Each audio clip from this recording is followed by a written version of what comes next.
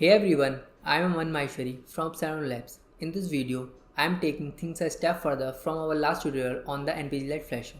It is a super intuitive tool for flashing firmware onto your ESP32 based NPG Lite or any ESP32 development board, and you can do it all in just a few clicks. But before we explore cool new features, let's make sure to set up with the latest version.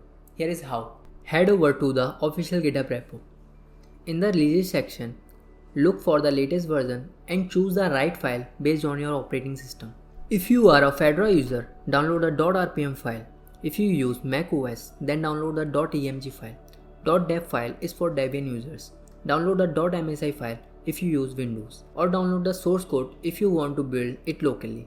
Since I am on Windows, I will go ahead and download the .msi file. Open the downloaded file. If prompted, click More Info. Run anyway.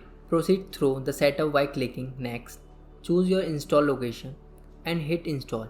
Once done, click Finish, and that's it. The NPG Lite flasher is now installed and ready to roll. Here are the upgrades: a completely redesigned interface, added steps to fetch firmware directly from GitHub.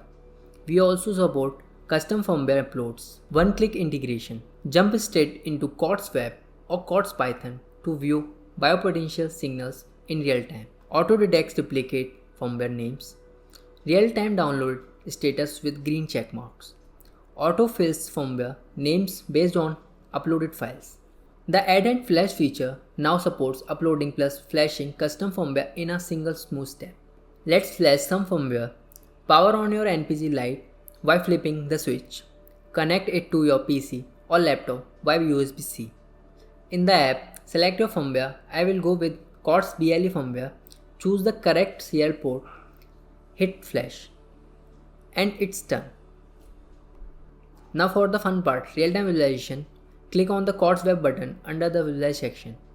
A new interface opens up. Hit connect to scan and list available devices. Select your NPG Lite board. Now you can select how many of the 3 channels you want to visualize. Play pause the data stream, apply bandpass and 50-60 Hz notch filters. You can even record data in CSV format for custom post-processing steps. Our Neuroscience Lite is available on Cloud Supply. Subscribe now to get regular updates. All links are provided in the description box below. If you found this tutorial helpful, make sure to like, share, subscribe. Thanks for watching. Keep tinkering. See you in the next one. Bye bye.